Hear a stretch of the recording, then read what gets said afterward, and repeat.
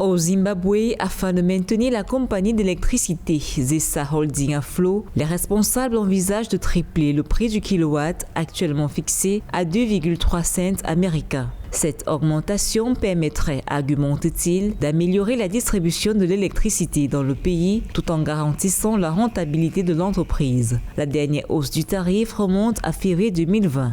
Une décision de tripler le prix de l'énergie électrique n'est pas une décision sage parce que ça met directement tout le système économique en porte-à-faux face à la concurrence et ça réduit l'attraction aux investisseurs et n'améliore pas le classement du pays dans le doing business. Donc le pays va baisser en termes de compétitivité et c'est tout le secteur industriel qui va être découragé et certainement des entreprises vont quitter le Zimbabwe pour aller vers des pays qui leur offrent l'énergie à des coûts compétitifs. Le Zimbabwe est coutumier du déficit énergétique. Déjà en 2016, une intense sécheresse avait entraîné d'importantes pénuries d'électricité. En mai 2019, le pays, déjà plongé dans une persistante crise économique, a dû faire face à des épisodes de délestage qui pouvaient durer 8 heures par jour. Le Zimbabwe doit très bien revoir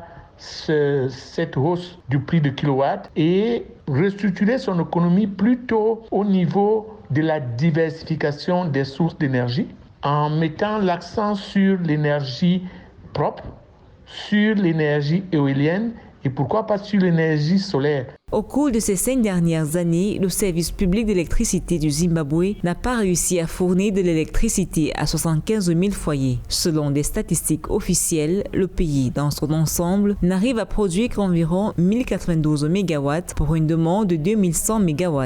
Au rang des causes de cette sous-performance, le manque d'eau dans le barrage de Kariba, mais aussi le déficit de devises limitant sa capacité d'importation des pays voisins.